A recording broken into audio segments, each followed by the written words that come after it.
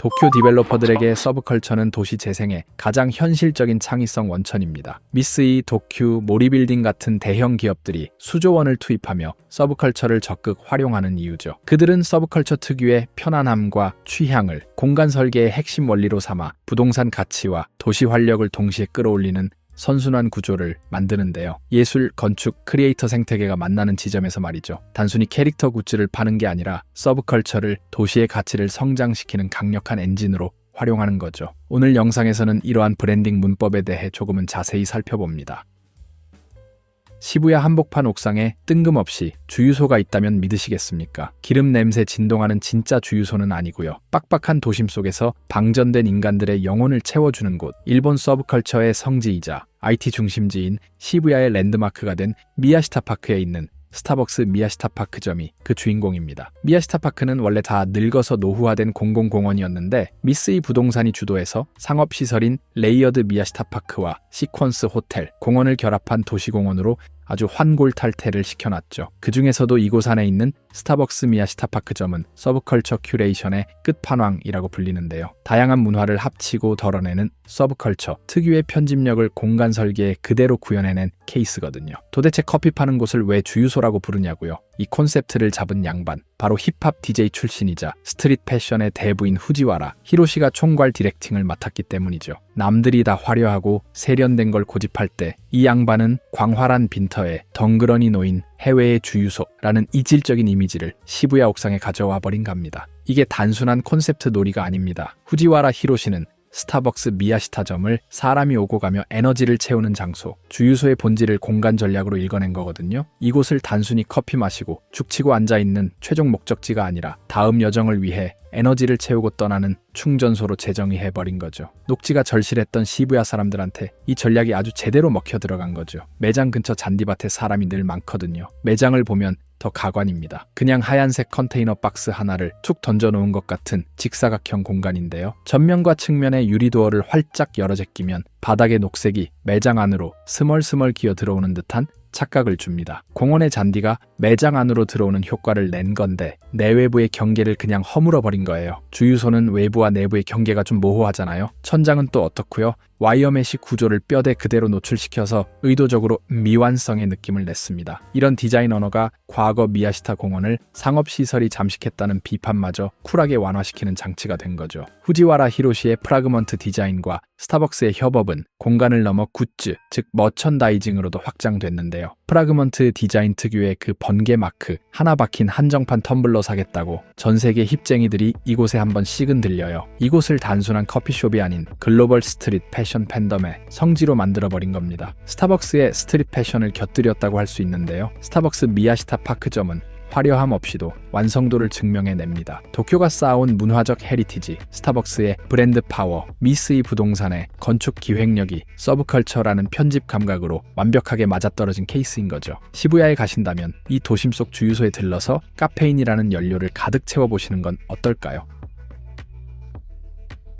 도쿄 하라주쿠 한복판에 간판도 없고 파는 물건도 빠르게 바뀌는 재밌는 가게가 있다면 믿으시겠습니까? 재고를 쌓아두고 파는 건 지루해서 못 견디겠다는 듯 공간 자체를 거대한 잡지처럼 찍어내는 곳, 서브컬처를 상업 공간의 미디어로 바꾼 트렌디하면서도 전략적인 공간, 바로 VA입니다. VA는 Various Artist의 약자입니다. 이곳이 들어선 자리부터가 심상치 않은데요. 과거 하라주쿠와 오모테산도의 경계에서 간판 하나 없이 도쿄 크리에이터들의 은밀한 살롱 역할을 했던 전설적인 카페 몬톡이 있던 자리입니다. 2024년 12월 스트릿 패션의 대부이자 기획의 신인 후지와라 히로시는 이 자리를 밀어버리는 대신 몬톡의 그 상징적인 외관을 그대로 남겨두기로 합니다. 급격한 재개발로 도시의 기억이 지워지는 게 싫었던 후지와라 히로시는 비밀스러운 아지트라는 예전의 정체성을 뼈대만 남긴 채 그대로 계승해버린 거죠. 서브컬처가 단순한 유행 따위가 아니라 보존해야 할 문화유산이라는 걸 공간으로 증명해 보인 거죠. 뿐만 아니라 앞서 살펴본 스타벅스 미야시타점이 스타벅스라는 글로벌 브랜드를 서브컬처적 감각으로 해석했다면 이곳은 순도 100%의 후지와라 히로시의 감각이 들어간 그가 생각하는 서브컬처가 담긴 곳이라고 할 수 있죠. VA라는 이름답게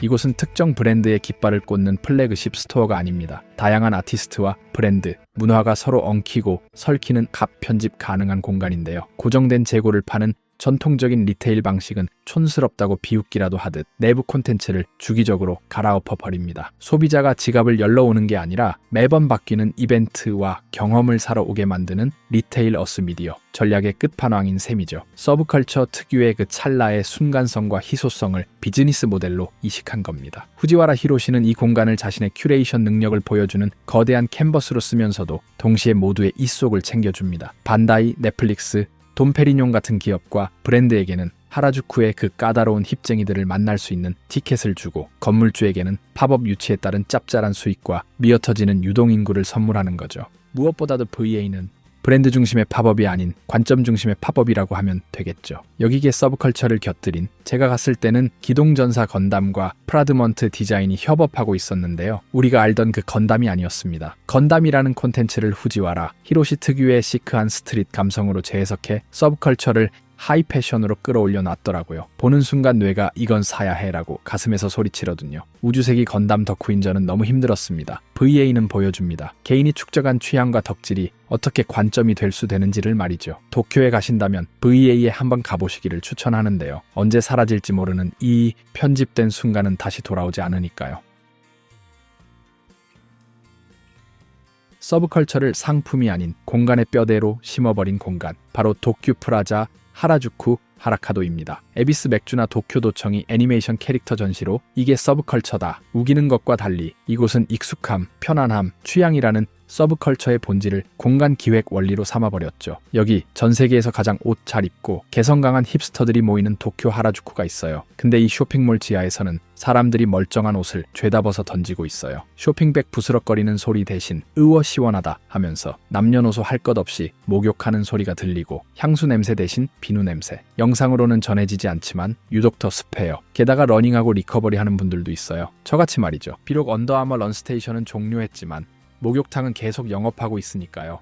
땅값 비싸기로 소문난 이 금싸라기 땅, 그것도 최신 유행의 최전선인 상업시설에 동네 목욕탕을 박아버린 거죠. 하라카도를 만든 도쿄 코퍼레이션은 쇼핑몰의 문법을 완전히 씹어먹어보기로 합니다. 물건 팔 생각하지 마. 여기서 먹고 씻고 떠들게 만들어 라며 일상과 만남 그 자체를 공간에 때려 받기로 한 거죠. 그렇다 보니 하라카도는 전통적인 층별 상품 구성은 쿨하게 무시하고 만남, 연결, 체험이라는 키워드로 층별 테마를 잡았습니다. 그래도 괜찮은 게 건너편의 오모카도가 전통적인 상업시설이거든요. 사실 도쿄 코퍼레이션, 이 양반들은 시부야의 영주나 다름없어요. 이미 진구매 교차로 한쪽에 오모카도를 가지고 있죠. 그런데 욕심의 끝이 없어서 2024년 4월 길 건너편까지 먹어치워 교차로 양 코너를 점유하는 도미넌트 전략을 완성했죠. 그리고 최근에는 요요기 공원 옆에 비스테이지를 지어서 하라주쿠와 시부야를 이어주는 진난 지역도 접수했죠. 거기는 컨셉이 스포츠고요. 하지만 도쿄 코퍼레이션도 고민이 많았는데요. 바로 문제는 콘텐츠였죠. 건너편이랑 똑같은 명품 샵, 똑같은 편집숍 깔아봤자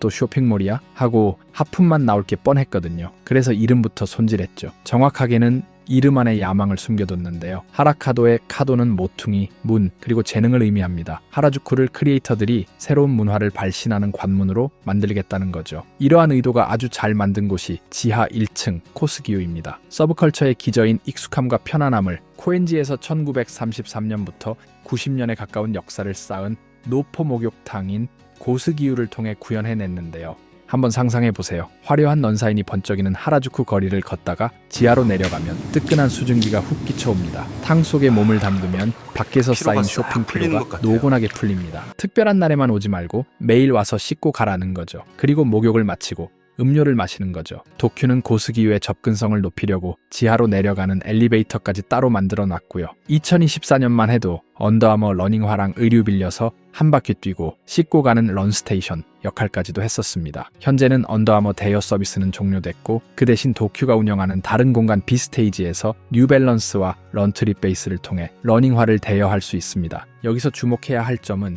주민부터 관광객까지 하라카도를 일상적으로 드나들게 만들어버린 겁니다. 그게 포인트죠. 도쿄가 최근 시부야권에서 집중해서 밀고 있는 게 바로 창작자 네트워킹인데요. 그래서 3층 전체를 크리에이터 플랫폼으로 만들었죠. 베이비 더 커피 브루 클럽이라는 회원제 라운지를 만들어서 크리에이터들이 자기들끼리 쑥덕거리며 놀 수 있도록 판을 깔아줬습니다. 마치 시부야 사쿠라 스테이지의 404 나파운드처럼 물건이 아닌 사람과 재능이 섞이는 냄새를 공간에 채운 거죠. 도쿄그룹은 최근 오픈한 공간들마다 이런 걸 반복적으로 박아넣고 있는데요. 요요기 비스테이지에는 스케이트보드 연습장도 있거든요. 4층 하라파는 하라주쿠의 들판이라는 뜻으로 정원과 디지털 아트를 기묘하게 섞어 쇼핑 피로를 풀게 만든 무료 휴식 공간입니다. 기본 전시는 무료이고요. 팝업 전시 같은 경우 입장료가 있습니다. 게다가 옥상 테라스로 나가면 진구매 교차로가 한눈에 내려다 보이는데 여기서 멍하니 앉아 있으면 도파민에 절여진 뇌가 씻겨 내려가는 기분이에요. 하라카도는 도쿄가 그리는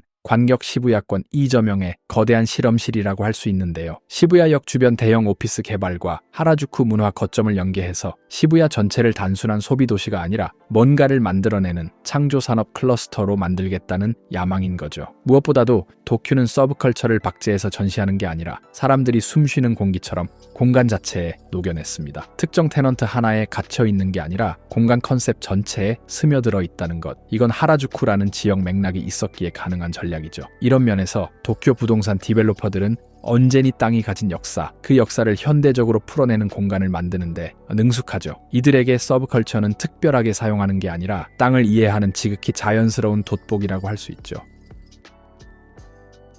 2025년 시부야 후쿠라스 도쿄프라자에서 열린 호쿠사이 어나더 스토리 전시회는 19세기 에도의 서브컬처였던 우키요에를 손이 햅틱스 기술로 발바닥으로 느끼는 4차원 예술로 재탄생시켰습니다. 과거 에도시대 팝컬처와 현대 시부야의 IT 문화가 만나 디지털 자포니즘을 만들어내며 도쿄그룹의 그레이터 시부야 이저명 전략이 상업시설을 통해 구체화되는 현장이기도 하죠. 일본 전통 문화유산을 최첨단 기술로 재해석해 도시 전체를 거대한 엔터테인먼트 플랫폼으로 만들어가는 도쿄의 도시 재생 모델을 보여주고 있습니다. 전시 공간은 호쿠사이의 시선을 따라가는 여정으로 구성됐는데요. 도입부에서는 현대 시부야에서 에도 시대로 진입하는 공간이 펼쳐집니다. 디지털 노이즈가 점차 우키요의 선으로 변모하며 타임슬립을 암시하죠. 대지의 방에서는 후지산을 중심으로 한 에도의 풍경을 탐험합니다. 바람의 방에서는 호쿠사이 작품 속 보이지 않는 자연의 힘을 공기의 흐름과 소리를 통해 체험하게 되고요. 빛의 방에서는 조명과 어둠의 대비로 정이 없던 시절 촛불이나 달빛 아래서 그림을 감상했던 에도 사람들의 시각 환경을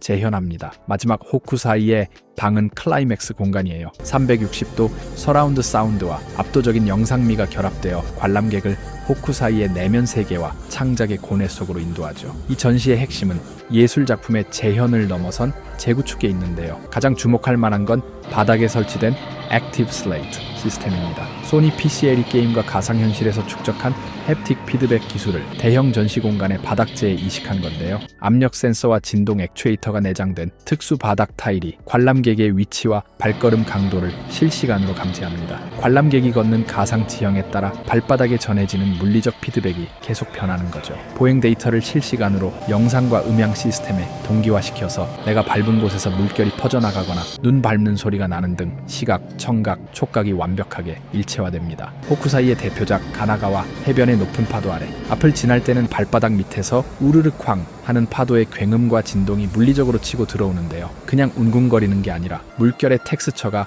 발바닥 지문을 긁고 가는 느낌이에요. 또한 정지된 평면 회화인 우키요에를 움직이는 영상으로 변환하기 위해 2.5D 애니메이션 기법을 사용했습니다. 그림 속 파도, 구름, 인물을 레이어별로 분리하고 깊이 값을 부여해서 입체적인 움직임을 생성했죠. AI 덕분에 우리에게는 좀 친숙한 기술이기도 한데요. 개인적으로 이러한 연출은 귀멸의 칼날 무한성편에서도 볼 수 있습니다. 360도 프로젝션 매핑을 통해 그림 속 풍경 안으로 들어가는 듯한 몰입 경험을 제공하는데요. 바람의 방은 한술 더 뜹니다. 전시장 내부에는 영상 속 바람 방향과 세기에 맞춰 실제 바람을 일으키는 송풍 시스템이 설치되어 있어요. 청명한 아침에 시원한 바람에 붉은 후지산 위로 구름이 흐를 때 관람객 얼굴에 실제 바람을 훅 불어넣는 이 연출은 가상과 현실의 경계를 허무는 결정적 장치로 작동하죠. 뇌가 이건 진짜다 라고 착각하게 만드는 겁니다. 그런데 왜 하필 우키요에일까요? 우키요에는 에도 시대의 팝아트이자 서브컬처였습니다. 귀족이나 사무라이 계급이 향유하던 가노파 같은 고급 회화와 대비되는 명백한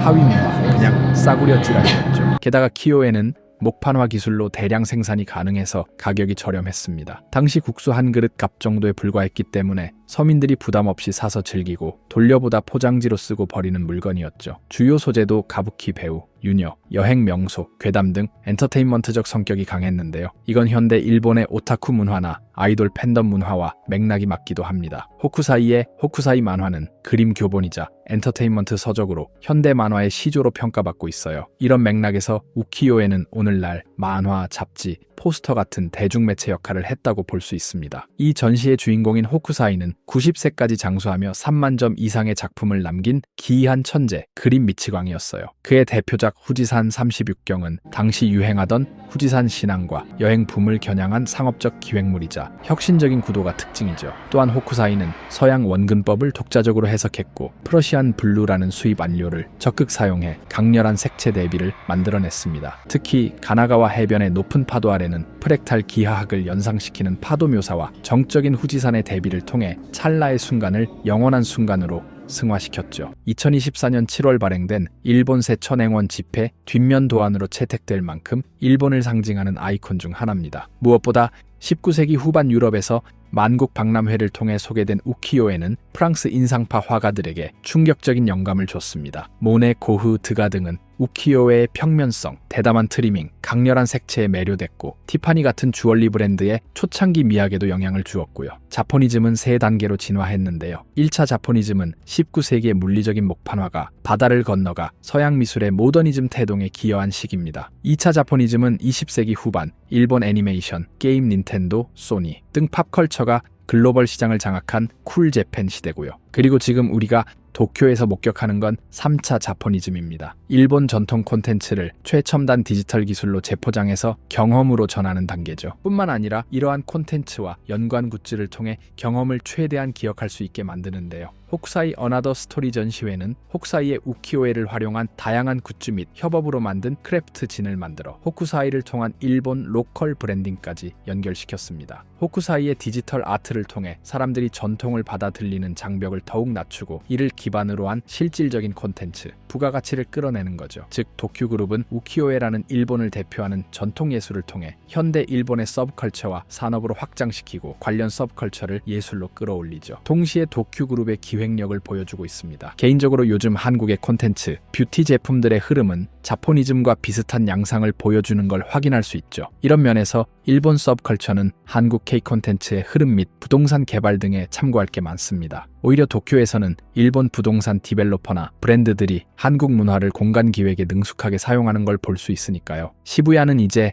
IT 기술과 결합된 크리에이티브의 문화 거점으로 변모하고 있는데요. 전통적으로 시부야는 젊은이의 거리였어요. 1970년대 파르코 개점 이후 젊은이들의 거리로 부상했고 90년대에는 갸루 문화, 시부야계 음악 등 독자적인 스트리트 컬처를 탄생시켰으니까요. 10대들은 크레페나 사 먹던 거리였죠. 하지만 최근 재개발은 구매력이 높은 성인층과 관광객을 타겟으로 하는 완전히 다른 방향성을 보여줍니다. 시부야는 거대한 디지털 사이니지와 스크린으로 뒤덮인 도시가 되었죠. 이런 도시 경관은 그 자체로 미디어 아트 같은 모습을 보여주는데요. 이머시브 아트 같은 디지털 콘텐츠가 자연스럽게 녹아들 수 있는 환경이 만들어졌다라고 할 수 있죠. 그렇다 보니 과거 시부야의 모습을 가진 지역은 시모키타자와 코엔지, 요요기우에 하라 같은 곳으로 옮겨가는 추세이기도 합니다. 전시 장소인 도쿄 플라자 시부야는 어른들을 위한 시부야를 표방하며 2019년 재개장했어요. 타겟층은 구매력이 높고 문화적 소양이 깊은 40대, 60대, 장년층과 고감도, 라이프 스타일을 추구하는 성인층이고요. 멜로우 라이프라는 콘셉트로 성숙하고 여유로운 도시, 라이프 스타일을 제안하죠. 도쿄 플라자는 이 전시를 통해 쇼핑몰의 유휴 공간을 경험 중심 공간으로 전환했습니다. 호쿠사이라는 고전 콘텐츠는 장년층에게 소구력이 높고 최신 기술 접목은 이들에게 새로운 자극을 주면서 동시에 젊은 층과 외국인 관광객까지 유입시키는 교두보 역할을 합니다. 미술에 대한 전문 지식이 없는 대중에게도 직관적인 감동을 전달하는 쉬운 전략으로 미술에 대한 관심을 쉽게 느끼는 것에서부터 시작하게 만들며 폭넓은 방문객을 유인하고 있죠. 이건 가장 일본적인 옛것을 가장 현대적인 기술로 비변해서 전혀 새로운 미래의 경험을 만들어냈습니다. 도쿄 부동산 디벨로퍼들은 서브컬처를 도시 재생 및 개발, 그리고 브랜딩의 핵심 전략으로 활용합니다. 애니메이션 캐릭터를 전시하거나 굿즈를 파는 수준이 아닙니다. 서브컬처를 건물을 채우는 입점 업체가 아니라 도시 가치를 창출하는 브랜드 엔진으로 활용하죠. 이를 통해 부동산 가치 상승과 도시 활력을 동시에 만드는 선순환 구조를 만드는데요. 미쓰이 부동산, 도쿄 코퍼레이션, 미쓰비시지쇼, 모리빌딩 같은 대형 디벨로퍼들이 서브컬처를 개발 및 운영 전략에 활용하는 이유이기도 하죠. 이들의 전략은 4가지 관점으로 정리할 수 있습니다. 첫 번째, 선점입니다. 대중적 인기와 예술적 가치를 동시에 인정받는 고품질 콘텐츠를 자사 공간에 유치함으로써 장소의 희소성을 확보하죠. 이를 통해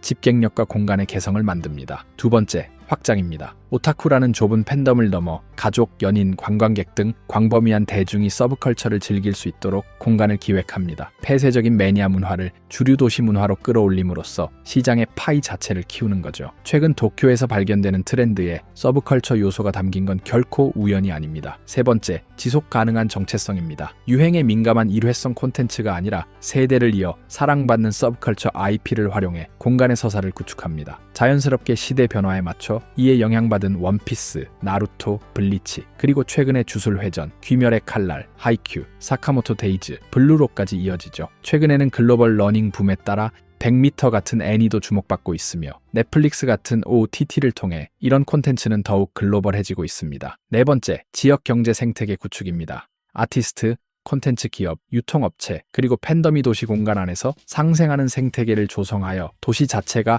하나의 거대한 문화적 플랫폼으로 작동하게 만들죠. 실제로 도쿄그룹의 시부야 광역권에서 이런 전략이 구체적으로 구현되고 있습니다. 하라카도에서는 시부야와 하라주쿠 한복판, 최신 유행의 최전선인 상업시설에 지하의 동네 목욕탕을 배치했습니다. VA는 간판도 없고 파는 물건도 계속 바뀌는 가게로 재고를 쌓아두는 게 지루하다는 듯 공간 자체를 거대한 잡지처럼 꾸미죠. 미야시타파크 옥상에는 뜬금없이 주유소가 있습니다. 기름이 아니라 카페인을 주입하는 곳이지만요. 이 공간들의 공통점은 서브컬처를 단순한 콘텐츠가 아니라 공간 기획의 뼈대로 삼았다는 겁니다. 서브컬처의 본질, 즉 익숙함, 편안함, 취향, 편집력을 공간을 만드는 기둥으로 활용하죠. 정답이 아닌 방향과 감각을 담은 이 공간들은 전통적인 상업시설의 문법을 완전히 뒤집었지만 사람들에게 낯설지 않습니다. 도쿄그룹은 이를 위해 서브컬처의 요소를 철저하게 나눕니다. 서브컬처가 가진 개념은 건축 기획과 연결하고 공간을 채우는 경험으로는 서브컬처 콘텐츠를 적극 활용합니다. 그리고 그 사이에서 음식,